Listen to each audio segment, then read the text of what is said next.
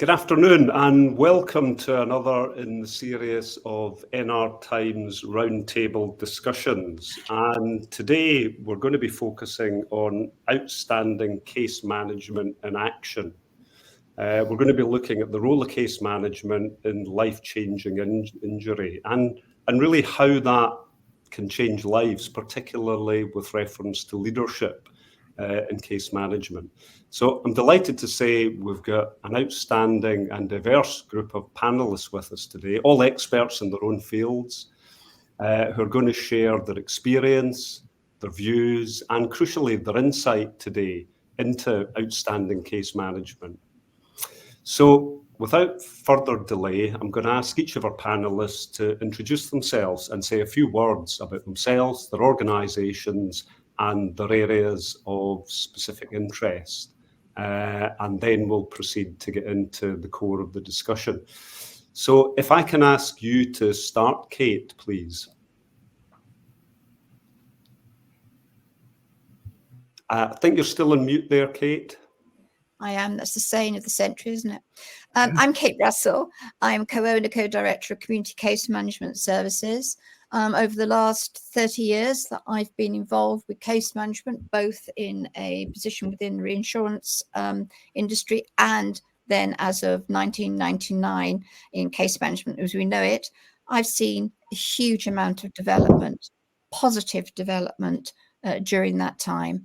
And I certainly support ongoing development, ongoing education to increase our clients' quality of lives. Rehabilitation without increase of quality of life isn't rehabilitation. Excellent. Thanks very much, Kate. If I could come to you next, Anna. Hello. Yes, Anna Watkiss from Tania Brown Limited. Like Kate, I've been involved in case management. Well, for me, it's almost 30 years, 29 years. And that's working with clients with acquired injury. I think, you know, in terms of, I have so many soapbox issues, so many issues I'm willing to get on my soapbox about. But I think, you know, for me, one of them is tracking that change in what case management can achieve, and doing that through the use of measuring outcomes is something for me. And also, I suppose I'm really quite passionate about the community reintegration, community rehabilitation for clients with acquired brain injury. Great, thanks for that, Anna. And you'll get the chance during the course of the discussion to get onto your soapbox as often as you'd like. If I could come to you next, Annabelle. Hi, I'm Annabelle Lofthouse of Breakthrough Case Management. I'm a nurse by background who entered case management around about 8 years ago. So I have over 30 years experience as a nurse, and I'm predominantly, when I started in case management, found myself with a caseload of spinal cord injury clients, and that rapidly became my interest. I suppose sort of for me, the unique interest or specific interest, I would say, that is my passion here at Breakthrough is the integration between complex care and rehabilitation and case management. And that's something we focus on quite a lot as a company. Thank you, Annabelle. Anita? Hello, my name's Anita Pascoe. I'm an occupational therapist by background, specialising in acquired brain injury. I've worked for a company called West Country Case Management since 2004, so I've also seen lots of change and development in the case management world. I'm here today representing BABICM. So for anybody who's not familiar, BABICM is the British Association of Brain Injury and Complex Case Management, and is the leading membership organisation for professionals who work within brain injury and complex case management. And hopefully, as the discussion goes on, I can tell you about some of the things that BABICM does to underpin outstanding practice from its members. Great, thanks, Anita. And last but not least, Claire. I am Claire MacLaine. I'm with HCML and I do complex cases, predominantly brain injury. Thank you. Great, thanks, Claire. I think all of those watching would be really interested to hear each of our panellists say a few words about what you think outstanding case management actually looks like in action. And I'll go around the panel again in the same order, starting with you, Kate. If you could say a little bit about your experience of what outstanding looks like in action. It's facilitating and enabling our clients to achieve the therapeutic goals and their own personal goals following catastrophic complex injury, which is always life-changing. And we need to manage the expectations and ensure that mental health issues have been addressed before we really get onto the pathway of what we do best, which is rehabilitating somebody, helping them to reintegrate into the community and live their lives. Thanks, Kate.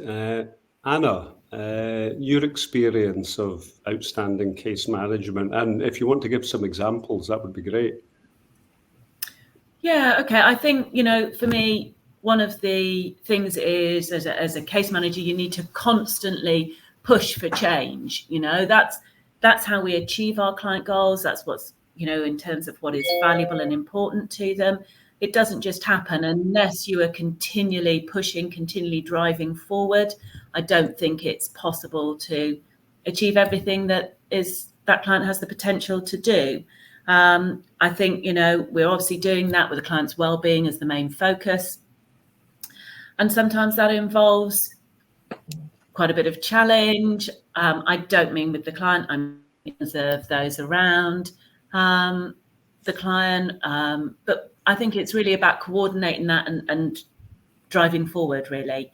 In terms of what that can look like in practice, we, as a company, one client I think that really embodies it is a client who has long settled his claim. He sustained a brain injury at age 3, and we were asked to become involved with him at the age of 40. He'd recently become...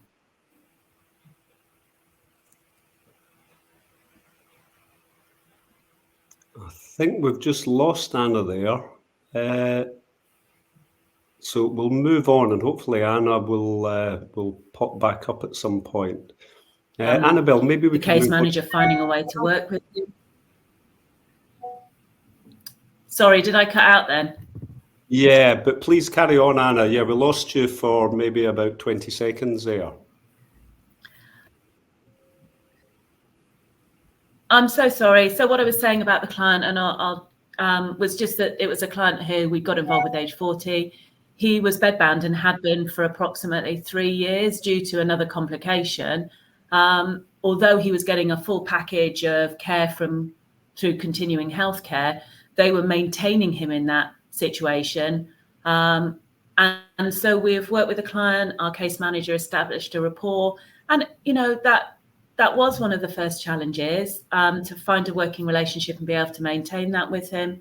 But a real moment of success is that he was, in fact, this week and the last week been transferring out of bed, showering, and actually getting up and moving and getting out. And it's been a huge piece of work to get him to the point, working, because he felt very disoriented as soon as he sat upright. Whole host of issues there in terms of some behaviours that challenge and how we can work with him to engage him. But it's about what's meaningful for him.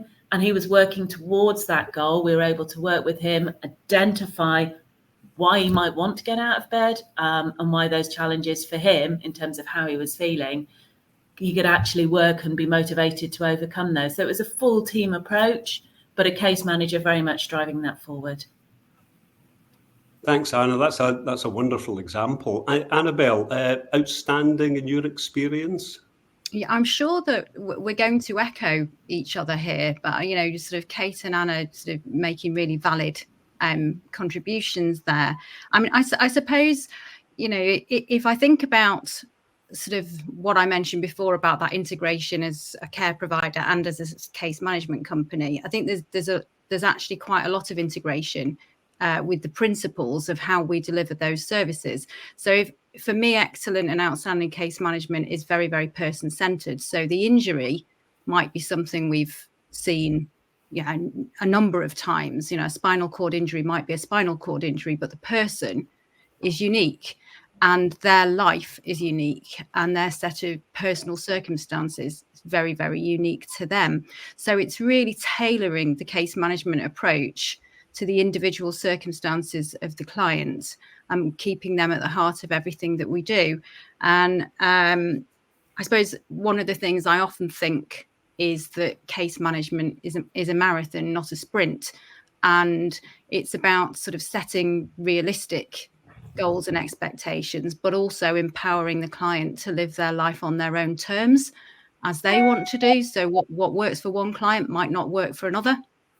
And it's keeping that in mind and not putting your own, potential thoughts of how a life should be led or how rehabilitation should progress, and letting that influence everything. You need to let the client influence their own recovery and rehabilitation according to living life on their own terms. And an example I will give is one of my own clients who NR Times has done a number of pieces on, a fabulous gentleman called Tom, who's a veteran who was suffered a spinal cord injury whilst completing a charity bike ride for the military, for the army, 37 years old at the time and very active. He was the group PT, personal training instructor for the battalion. So for him, he was very, very motivated that, gym work, personal training, athletics was his life.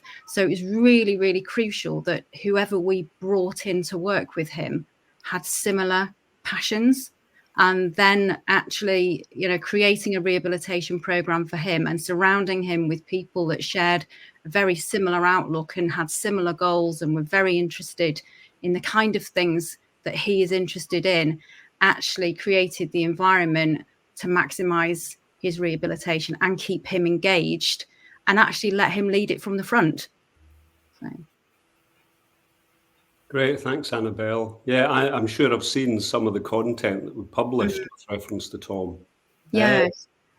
Anita, thoughts?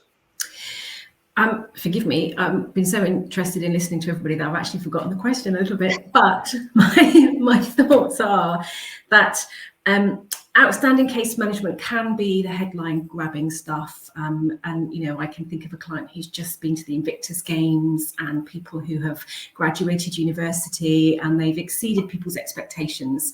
But I also think that outstanding case management is not just the headline grabbing stuff. Sometimes it's this person hasn't ended up homeless with a serious substance use disorder or isn't in prison, because that's probably the trajectory that their life would have taken without case management. But on the face of it, you sometimes might question what you've achieved. But I think any outstanding case management, whether it's headline grabbing or not, has to have the foundations right. So it has to be safe, compliant with regulation, being lawful, maintaining your professional standards, working within ethics and competencies, being cost effective.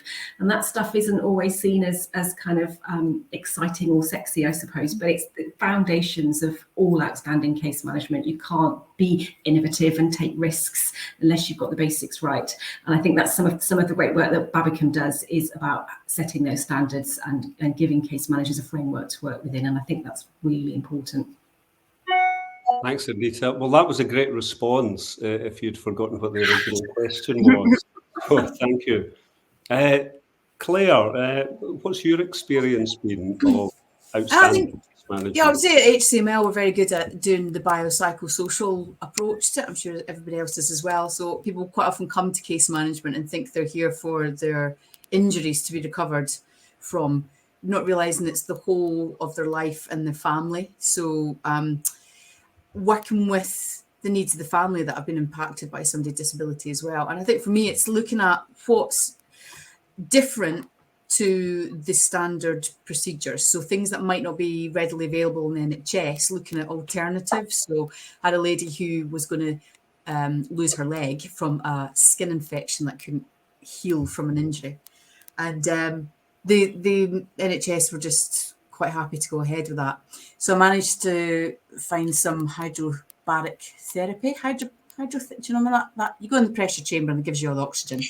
And I had to fight a lot with and prove evidence to the insurer that might work. I didn't know if it was going to work or not. I've never done it before, and it saved our leg. So I think that's the good thing about case management. We kind of have the time and I think the resources to look at alternatives that maybe were not so mainstream in the NHS. Yeah. Mm. Well, that's a great link into my sort of next question in an area that it'd be interesting to explore, Claire. We've talked about what outstanding case management looks like, but if we're going to continue to improve the platforms in which that works, I guess you've got to address what the challenges and the barriers are. Would anybody like to pick that up? You know, what are the challenges and the barriers to making sure that clients get everything they're entitled to and everything that gives them a sort of positive destination? Would anybody like to pick that up, Kate? Rehabilitation can be costly. And we all have experienced that what's not available due to resources, a lack of resources, and funding becomes an issue for many of our clients, particularly some of our clients who settled their claims 20, 30 years ago, and they've run out of funding.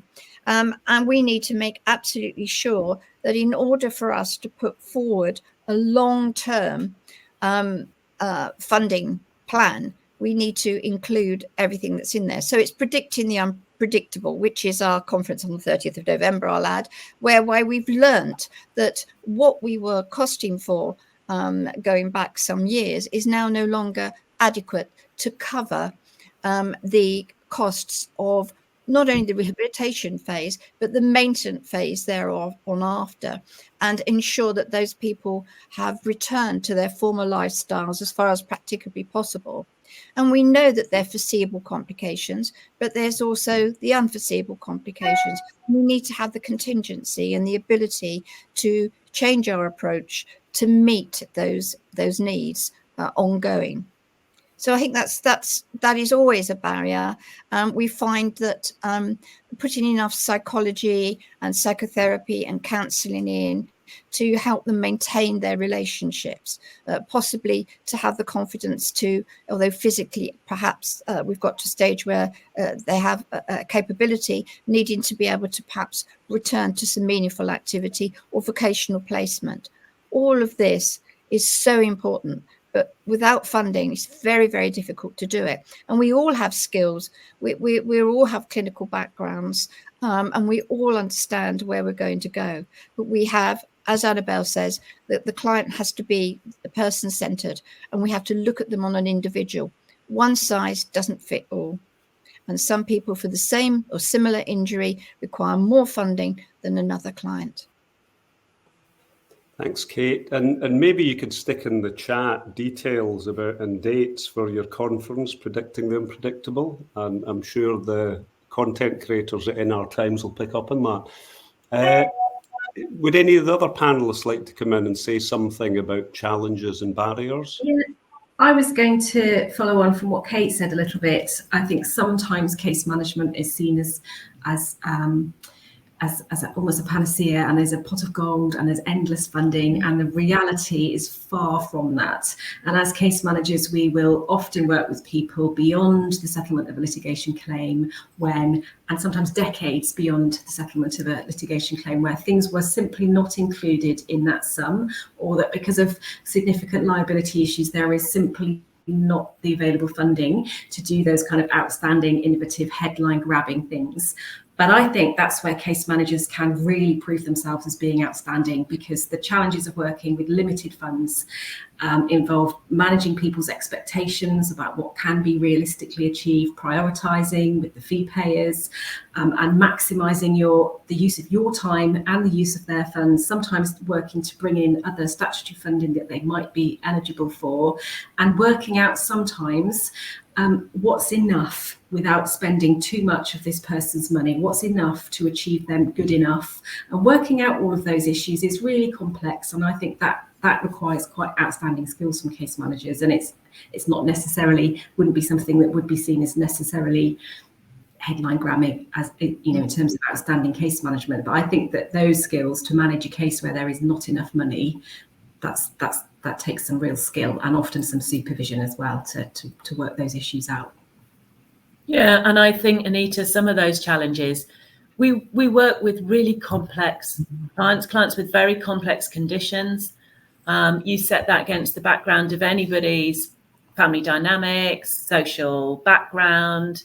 You know, many people may have other issues they're dealing with.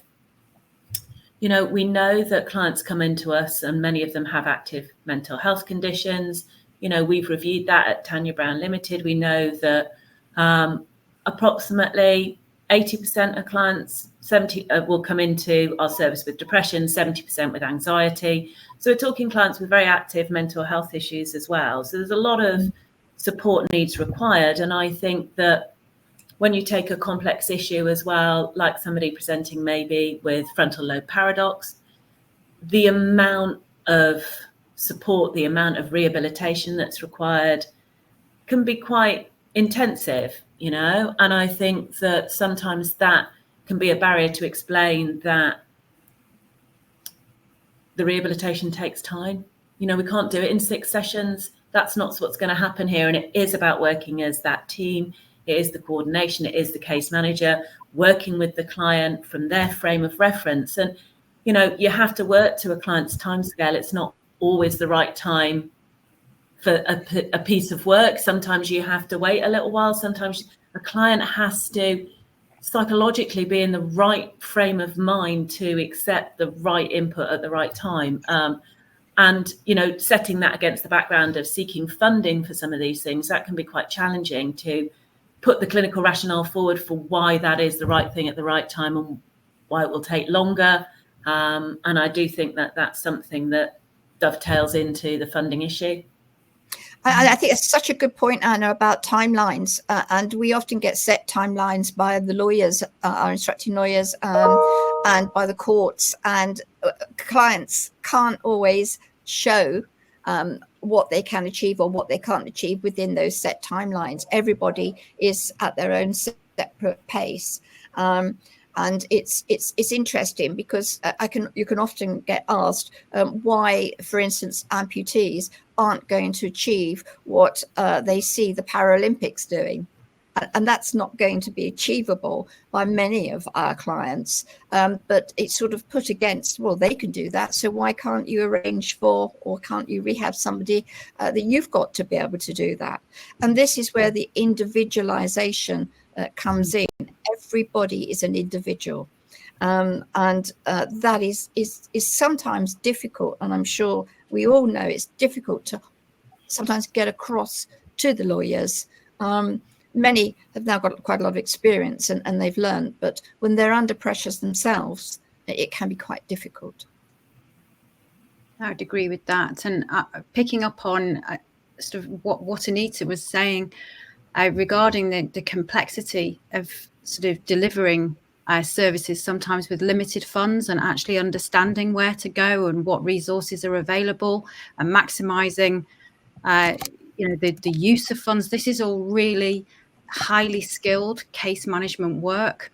And I think one of the barriers here also is actually the cohort of case managers. We've got a skills crisis across in the clinical world, and that's no different in case management. And I'm sure my colleagues here will agree that actually this is complex, complicated, very important work. And unless we can invest in future case managers and develop them and train them and give them the support they need to be able to effect outstanding case management, then actually we've got trouble ahead in the future. So I think there's sort of longer term but current issues, but nevertheless it remains a barrier that potentially can cause great impact. And we all have to start somewhere, but yes, actually where you potentially have a client and actually the case is settled and there isn't sufficient funds to continue as you might hope with long-term lifelong rehabilitation, actually were there flaws in the case management process at any point? Was the case manager the right case manager? Was the support there? So I think these are all things that, are very, very valid within the industry. And it's not just case management, it's across healthcare in general. But I think collectively, these are discussions that all of us need to be having. So it's something that's on my mind a lot at the moment. And I think having had a number of conversations very recently with case managers, experienced case managers are sort of feeling burnout. That statement has, I've heard that a lot recently, more than ever before. And I know that's true of, our allied healthcare professions in the NHS too. But it's there and it needs to be understood. And, collectively, these are issues we need to tackle together, I think. Absolutely. Thanks, Annabelle. I mean, listening to all the contributions, it's clear that with your clients, individual solutions are required, and quite often they're lifelong. And it must be quite difficult to give your clients a long-term destination and clarity over the things that will give them hope about positive outcomes in a way that's realistic. That in itself must be quite challenging. Do you think there is a recognition that in many ways, you're dealing with the complexities of transferring people from medical care into social care and dealing with all of these complex issues along the way? Do you think those people that are responsible for the funds that you talk about recognise that? Is there enough awareness about the complexity of the kind of issues that we've been addressing today? I think that's the case manager's role, to present to the litigators and anyone else, interested parties, or and you coined the word, which I use often, biopsychosocial basis, to make sure that you present holistically how that person's life's been impacted. And all of us have gone into a client and completed an initial assessment. And 3 months down the line, the worms come out of the woodwork. We find out an awful lot more that's going to impact on that client's progress, which may be different now from what you put in your initial report. And what I try and do with our case managers is, in their reports, discuss what's happening and the options that are available and the decision-making process of using one option, perhaps not another, and go back and review and see if that's working. Because not everything we put forward, all of us here will know, works first time. And sometimes it has to be taken away to be resold, repackaged, and presented at a window of opportunity. And many of you have heard me saying this over the years, over and over again. And people aren't always ready to accept what we can do and the way that we can do it at that time that we're presenting it. Yeah, and I think, Kate, you're saying in part, when you make that case for a client, you're putting a clinical rationale forward. And that's why, outstanding case managers really do know the client's condition that they're working with. They really do have to have a knowledge and an understanding. And, we use the evidence-based practice and that what is available to us on long-term outcome to really try and plan ahead.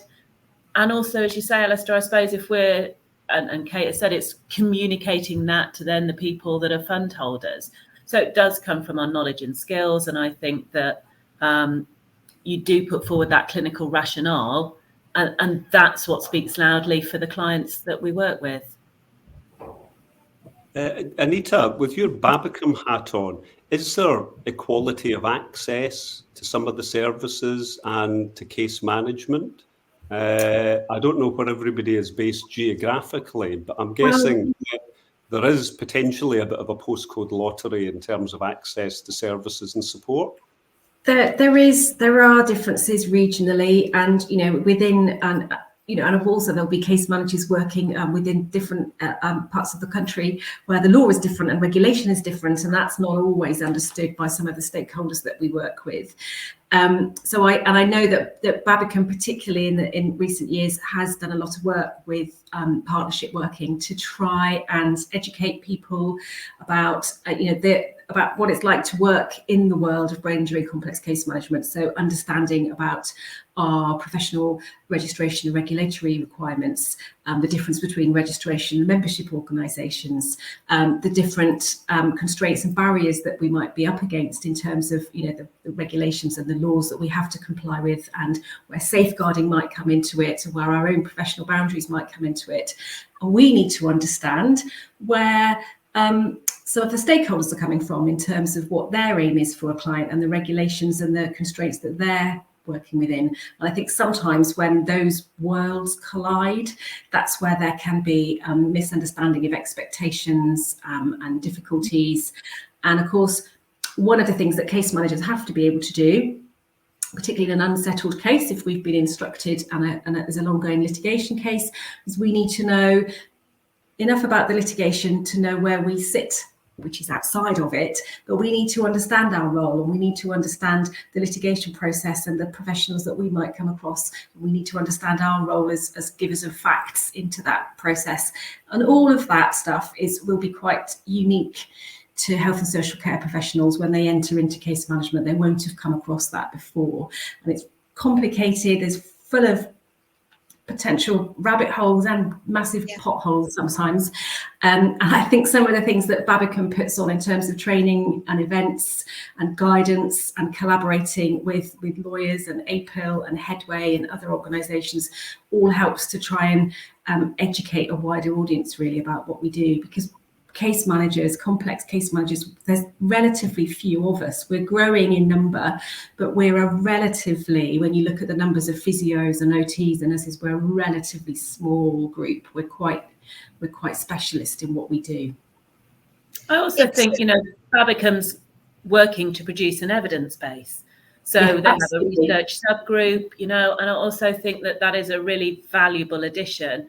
And the work they've done recently around the use of support workers and within the care industry and all the problems that us as case managers, members of BABICM are having, BABICM has produced an evidence base to support us in our roles and to give us something to refer to. By coming together and doing that piece of work, it's been really valuable and given us something that we can refer to and say, this is not just me, this is the situation across the country. Yeah. There's the Perfect Storm survey, which has just been published by BABICM, has been a really helpful resource, and it's robust. There's been a good uptake. And the training and events group is a really responsive group when there are issues coming up that are live and new things or new innovations in the world of brain injury and complex case management. There'll be an event, or it will be covered off in a conference. There's just constant learning and development. I think Kate said earlier, you've seen case management change so much, and I've seen that. I've been case manager for nearly 20 years, and when I think back to how things were when I started out, you know, it's a world apart now for the better. It's becoming more professional. There is more regulation, but that's a good thing because regulation is about protecting the public. And case management has moved on and is changing and is really considered as a profession now. And with the birth of the IRCM, so that case managers will be registered professionals, that can only be a good thing as well. It is unfortunate that the CIB assessors are also called case managers. And we have applications from them as case managers, and they will say, I've been doing case management for X number of years. And when you actually start to comb through and you speak to them and you interview them, you look at them, their understanding of case managers is completely different to the role that we do, but they feel that they can do case management. And that's where they need, again, going back to my thing about education, they need to be managed very carefully. They need to be trained. They need to be closely, we call it precepted, so that they can develop and start to understand the breadth of case management as we know it, which is very, very different from case management that they know in assessing for various benefits. I would agree with Kate there, and it's one of the things sometimes when we get applications from potential case managers, they've just happened across this world and it's just not known. And it's, if I had £1 for every time I've heard, I saw this advert and I didn't even know this was a thing. And you're right, Anita, that it's becoming more professionalized, and more information is getting out there. But it's such a valuable career, and it's such a it's such a great avenue for clinical professionals to enter, who want to do something different and use their skills differently. And it's how we get that message across properly, I think. And it's still not fully, we're still not fully understood as a discipline, No. still not widely known. And I often scratch my head about that. It's, it's incredibly rewarding, isn't it? There's nothing better than seeing a client who you referred to in a real pickle state. I remember many years ago being referred to somebody in a young disabled unit, and he was sort of stuck up the end, curled up in the fetal position, had a beard, bits of food in it, and such like. And he is now 19 years later, he's in his own home, he has his own team. He was completely peg fed, except he had bits in his beard. So how did that happen? And he had pressure sores, he had contractures. Here he is now living a life, 3 meals a day, enjoying the team around him. We call him his family work team around him, having his children visit him, going out with them, this whole lot. And you just think, whoa, look where we've come from.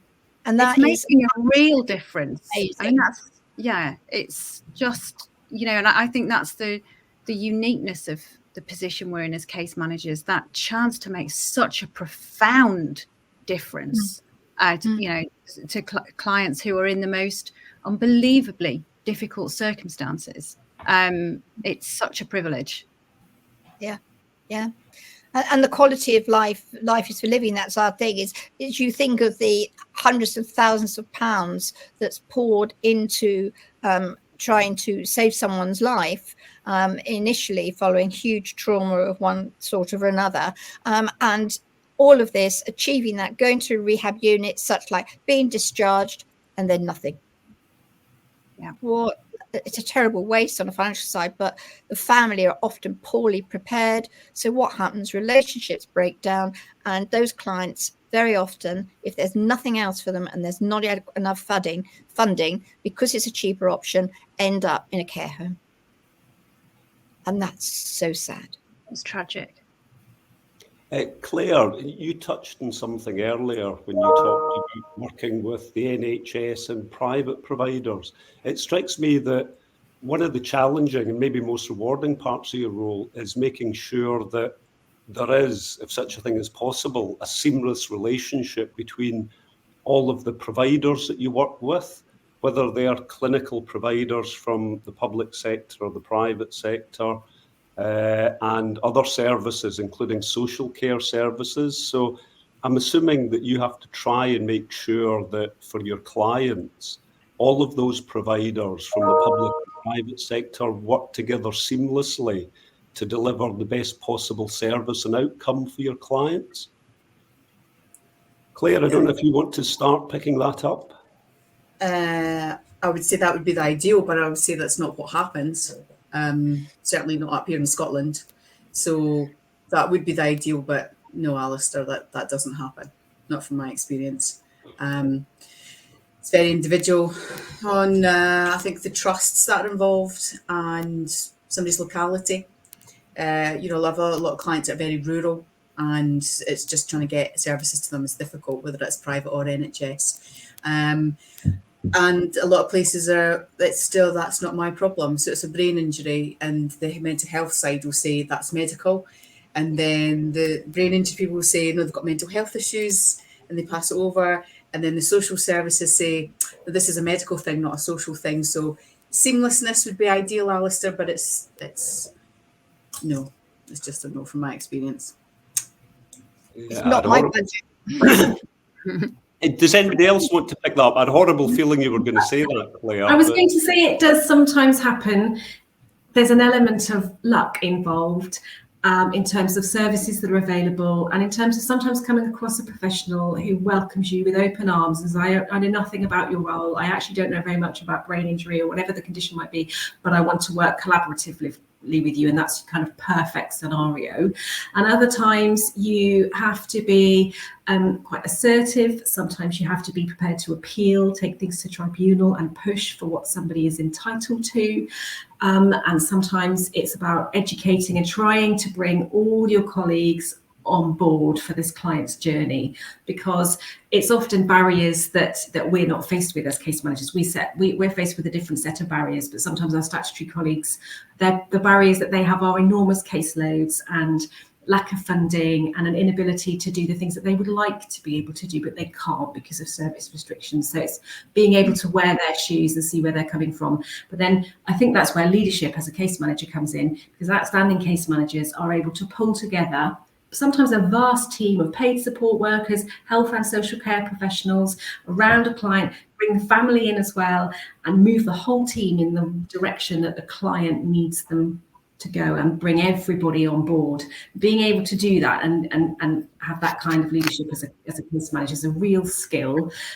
It's something that people sometimes haven't come across before, and that's where the supervision and the professional development and the leadership from the people who you're surrounded with as a case manager comes in, because that takes real skill, and it's not easy. And you could have you could easily have 30 people that you're bringing along with you if you've got a 24-hour 2-to-1 support package and a full MDT and hospital doctors and GP and family to take with you. And you've got to bring all those people together, bring all that information together, make sure that all the right information is shared with the right people, and take everybody on the client journey and be cost effective at the same time.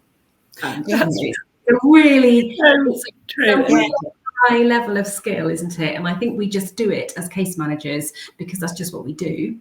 And I think that's where we refer to the case manager's creed, isn't it? Which it was written some years ago now. And it says it all. It's in a humorous way, but it's so true. What was that, But Anita? I think that's true. And the sink. the only thing I'd say, to follow on from you, Anita, is just that way where you are working with a statutory team and maybe a private team, and as you say, maybe a care team. What we often find when we get involved in that is that when we start out and we meet all those people, there isn't that coordination, there isn't that integrative working. And I think that's where the case manager does bring that collaborative working approach, where they are the person that then does start to lead that case. So I think that leadership really comes through then, Anita, like you say. I really think that's part of it. If there's not very much money in the pot, and you can just do a very small amount of work, that can be life-changing. If your small amount of work as a case manager is to bring everybody together and to coordinate existing statutory services and take them on the journey with the client, you can be doing that with a relatively small amount of case management available, and you can really impact the effect of those services on that person's life by being the leader. Yeah, and that might be keeping that person safe. It might be, as you say, being able to drive forward change, challenge ingrained working practices, and get a different outcome for that client. It's been interesting listening to that discussion there. It strikes me that your role as case managers is very much about leadership and almost about inspiring the people around you and those people providing services to come together to deliver the best outcomes. I think that's true, Alistair. We also hold people to account in terms of what's their responsibility and what they need to do to fulfill their roles. And, I guess we do need to be prepared to challenge others to say, sometimes really do your job, Yeah, that comes across in a large part of the discussion today, Anna. Can I just ask, does technology play a significant part in the way that you're viewing how case management might develop over the years ahead? Huge. I think this is something that there's not been really considered by the funders, and it's been something that I've been pushing for. Like, I am a speech and language therapist by background, and in terms of communication technology, it's advanced so far, and the NHS doesn't have the resources to fund that. So trying to get that validated when the NHS have just discharged someone, with smart technology for the houses, with the new technology for I want to call them bionic legs, for people with spinal cord injuries. There's a huge cost involved in this, and I've found that the funders are quite resistant to the cost because there isn't evidence so far to go, here's the benefits of it. And I'm not an accountant, so I'm not very good at going, well, here's how much money you're going to put into this person if they can't communicate independently, they can't live in the house independently, they can't walk into it. You're going to have all these costs for down the line. But if you give this money, let's try it. So I think technology is something that is advancing faster than I can keep up with it. And I just don't think the insurers have got the knowledge or the evidence so far to allow me to go down that avenue. But I think it'll come, and I don't know who's going to be the one that provides the evidence, whether we take information from America, because that's what I tend to do, because they've got the cash. I tend to go, here's this situation in America where they've done blah blah blah, and they go, well, who's done it on the NHS? And I say, well, nobody so far, but I'm just basing this on what I've seen over there. So the answer is yes. But I feel like there's a big financial barrier due to lack of experience and knowledge from the funder side at this time. Yeah, that's really interesting, Claire. Anybody else on the subject of technology? I think sometimes technology that we're starting to take for granted now, technology such as the one that we're using right now, I can think of an example where it really was an outstanding outcome for the client, and it was fairly straightforward, but it wouldn't have been accessible when I started out in case management. So a client was going to have some surgery as part of her recovery. The case manager coordinated an online meeting at 7:30 in the morning with the surgical team, the client, her husband, the case manager, the physio, and the support worker. It was 20 minutes, that's all it was. And it just meant that everybody on the surgical team knew exactly what the aspirations were for it functionally at home, and the physio and the support worker, everybody involved knew exactly what they were expected to do post-surgery. It was an opportunity to ask and have questions answered. It was a really short meeting, wouldn't have happened without the technology there to make it happen, but also the coordination of the case manager. And we take all that for granted now, but I think these online platforms with an innovative case manager, just the impact that it can have to coordinate and make sure that everybody knows what's expected, what's happening, the right questions have been asked, and then that maximizes the benefit of that surgery because everybody knows exactly what's happening and exactly what the follow-up will look like. And I just thought we almost take that for granted now, but actually that's how we can really use technology to maximize outcomes for the clients that we're working with, just using them on a really basic level like that. I would agree with that. And I think that it's an ever more connected world, and the technology that allows us to communicate more efficiently and effectively, that's where it really comes into its own as a case manager. But I suppose I'll throw a bit of shade here into the conversation. It's also sorting out the wheat from the chaff, because we've done so many trials with lower level bits of equipment, so not the necessarily the high value tech that makes funders run for the hills, but lower level, sort of more basic technology. And I'm thinking really wearables and various different apps and things which actually at a surface level might sound as though they could deliver a great deal, but actually it's almost like tech fatigue that I see with clients, where they get fed up of, have you got this on? Can you just sync? Yeah. Can you give us? And actually, yes, I think during the COVID time, there was such a proliferation of this stuff, and we were just grabbing as much as we could and trying to get that bridge the gap between in-person and tech. But actually, off the back of a lot of that, clients were crying out. Yeah, that personal. No, I want to see my physio. Actually, I want. There's only so much swinging around in front of a screen with a virtual tennis bat or whatever it might be, that I can do that actually has meaning for me, and actually it can result in it can actually have the opposite to the intended effect. It can result in a demotivation. Whereas, and I guess that's the value of the case management process as well, as having the case manager as the linchpin of everything, coordinating all of this team, and like Anna said, holding people to account, getting them to do their jobs.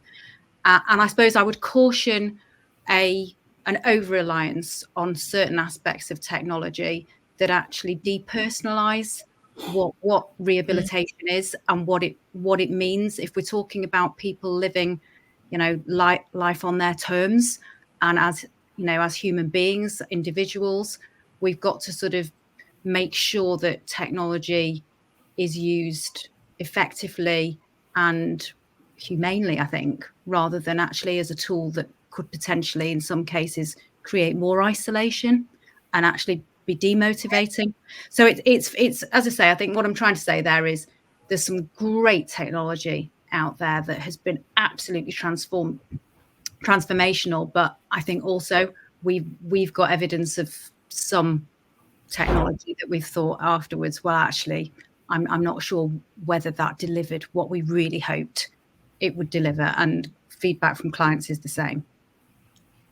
Thanks, Annabelle. It is cost effective. I mean, you need to get around the table, multidisciplinary team meetings around the table. When it's very, very difficult to get everybody in the same place at the same time, then that does come into its own. It's very, very helpful, if otherwise you wouldn't be able to have it. But not every meeting should be digital. We do need to develop relationships and rapport with people and your clients being there so that they can see their whole team together. But it is almost sold to the insurers the fact that it does actually reduce some costs, but then there's a cost to actually having the equipment to be able to do that. And what I find is fantastic is when I'm able to have a quick look at some of the clients and go through their support worker notes, perhaps in the evening or after time, and look and say, right, that doesn't look right. That's not normal for that person. Yeah, they're a little bit bemused. They've had a fall. Right, I'm going to follow up, get their urine tested. For instance, you pick up those things so quickly from being able to look at what's happening with all your clients. And I think that's worth a lot. And that's when it does come into its own. Yes, I would agree. I can remember it used to be that you'd have to wait until you had a visit to look through the pen and paper support records. Yeah. Might be weeks or a month old, and then you're trawling through lever arch files to try and pick up themes, whereas being able to receive input and feedback and incident reporting straight away. Yeah. I'm having a fax machine as well when I was working at home. The UV forms would pop into my home office in the middle of the night on my fax machine, but we've really moved on in terms of our ability to be responsive to feedback. And who knows where it's going? I know. Yeah. Robot care teams are all coming our way. Yeah. Don't need any reports anymore from case managers or experts because we can AI it, Scary, isn't it? Yeah. You'll be making people nostalgic, Anita, after mentioning fax machines.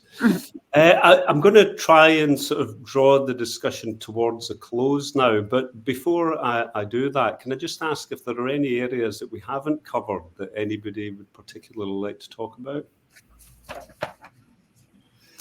In that case, what I'd really like to do is to sort of close the discussion by asking each of our panelists just for a short sort of final thought on those things that will continue to make or could make a fundamental difference to case manager in the future. I mean, we've established that leadership in case management changes lives. Our panelists know that better than anybody.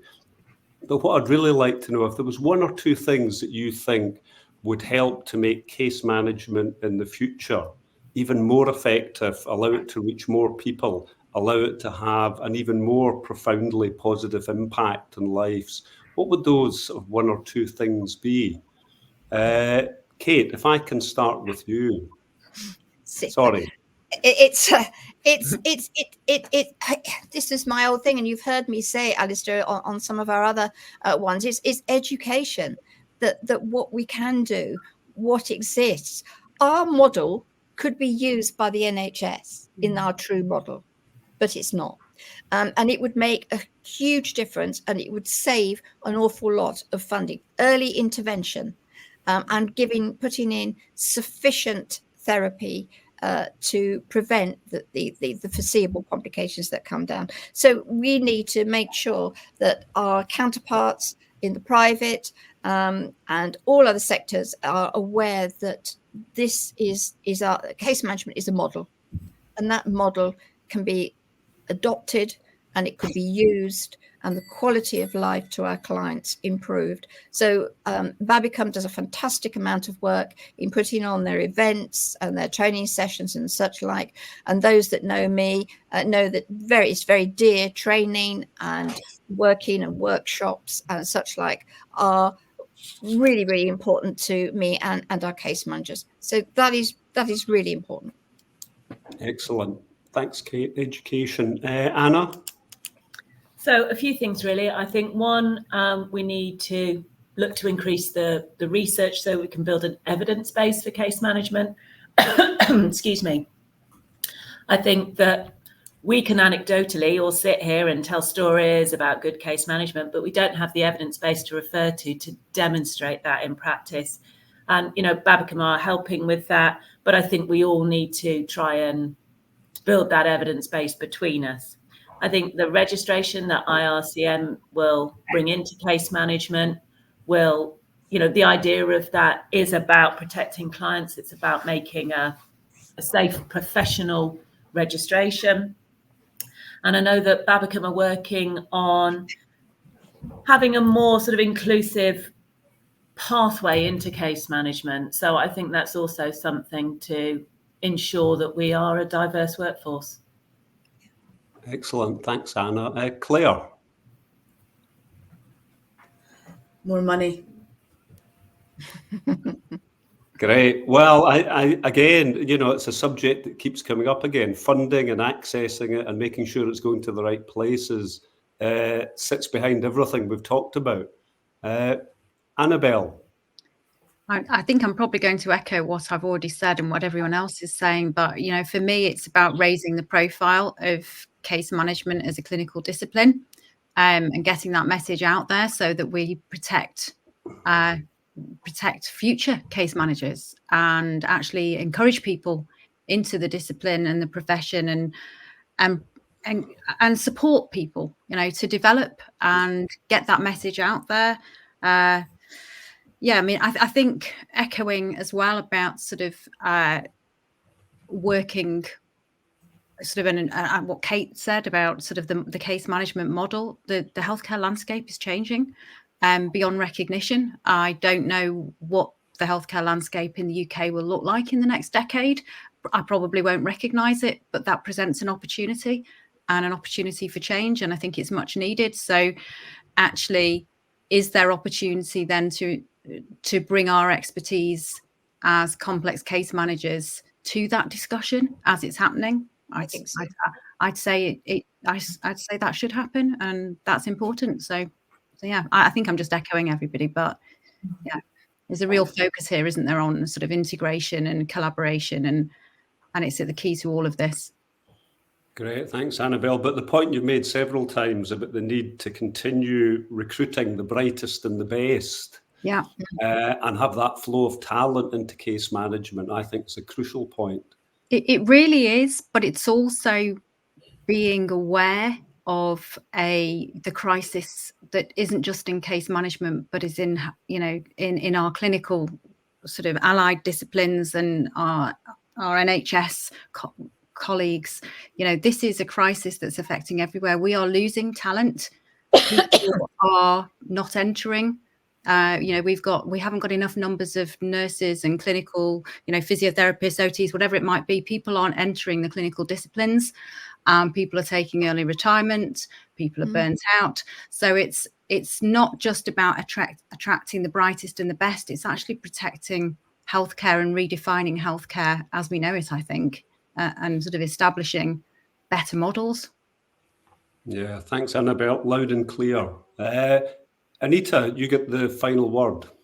Well, I think about case management as being a young profession, and I'm an occupational therapist by background. And, I can see the history of where OT began, and it wasn't a registered professional, and where it is now. It's a protected title. It's a a registered healthcare profession with the Royal College of OT as its membership body.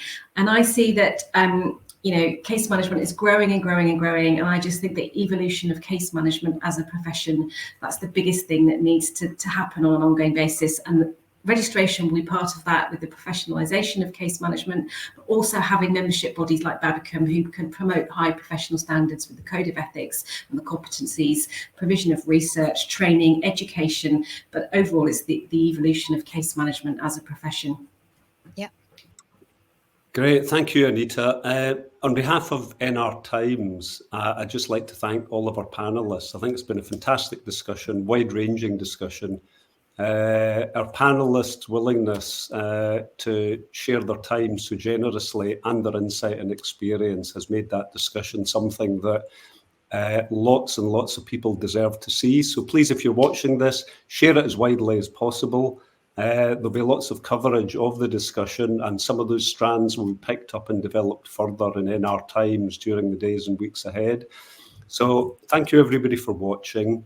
And thanks once again to all of our panellists for a really important discussion about case management, its outstanding nature, and how it changes lives. Thank you.